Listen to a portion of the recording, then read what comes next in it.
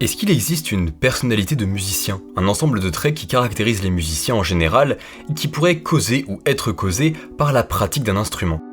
Eh ben on sait pas trop, mais en faisant quelques recherches dans la littérature en psychologie sur le sujet, on tombe très vite sur la notion de bold introvert, qu'on pourrait traduire en français par introverti téméraire. Ce terme, à la base, il vient d'une étude de 1958 menée sur les artistes et les écrivains, mais il a été vraiment popularisé bien plus tard, dans les années 90, par le chercheur anglais Anthony Kemp.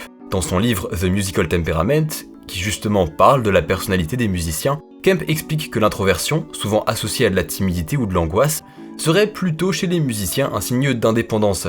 Et si l'introversion peut se révéler très utile dans les longues heures de pratique qu'il faut pour maîtriser un instrument, l'indépendance et l'autosuffisance sont aussi cruciales pour garder une forte motivation interne et un plaisir personnel à faire de la musique. Si on prend des mesures de la personnalité plus courantes en psychologie, typiquement le Big Five, les musiciens se caractérisent cette fois-ci par leur forte ouverture, un trait lié à la curiosité et à la créativité, et ce score est corrélé avec le degré de professionnalisation des musiciens. En revanche, un autre trait lié à cette professionnalisation, c'est le neuroticisme, qui désigne la propension à la tristesse, aux émotions négatives ou aux sauts d'humeur. Ici, difficile de savoir si c'est une cause ou une conséquence.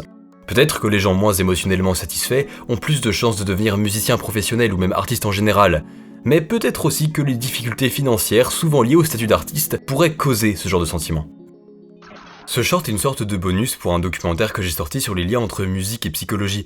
Si ce genre de contenu vous intéresse, vous pouvez vous abonner pour ne pas manquer les prochains, mais aussi aller jeter un coup d'œil au documentaire, me rajouter un maximum de watch time, et ainsi contribuer à me rendre heureux et extrêmement célèbre.